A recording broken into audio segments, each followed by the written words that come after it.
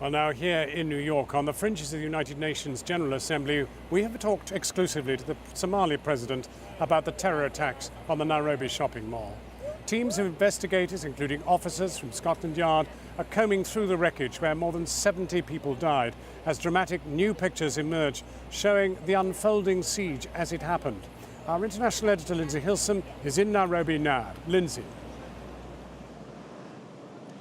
John, all day today, forensic teams have been going through the Westgate shopping mall behind me, looking for clues to so many unanswered questions. Was there a woman amongst the terrorists? Were they all ethnic Somalis? Did they hide weapons inside a shop that they had rented for some months previously? The government says that it could take up to 7 days to go through all the bits of evidence that they might find there. And in the meantime, there is still no answer to the most pressing question, which is how many bodies are still lying in the rubble of the shopping mall.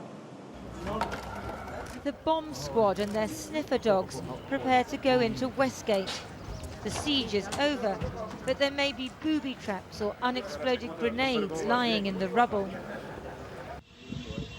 This amateur footage shows the collapsed fourth-storey car park. It's not yet clear why it caved in yesterday, but it seems that was how the siege ended, with the terrorists buried underneath.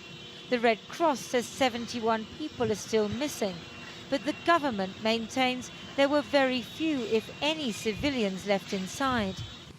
We have begun the exercise of addressing the forensic effort to determine the authenticity or otherwise whether there are still any bodies held up there.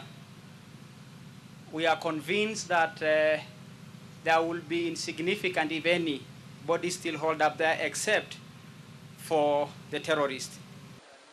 Dramatic new footage emerged today showing a plainclothes police officer trying to rescue a woman and her 2 children as the attack unfolded on Saturday. Madam! Mommy! She plays dead. He reaches for them, but she doesn't trust him. He worms his way round the barrier and calls out to her. Eventually, he convinces her that he's not a terrorist. He's able to pick up her little girl. And after a while, all 4 run for safety. Today, Westgate was still smouldering, and some were beginning to ask, how could this have happened, given that the Somali extremists al-Shabab have made so many open threats to Kenya in recent months. There is a shocking failure in terms of intelligence, because we knew for a long time that this was coming.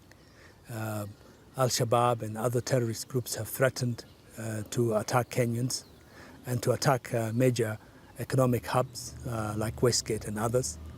Unfortunately, although we have had a number of attacks, for example, in my constituency, none of these attacks have been resolved.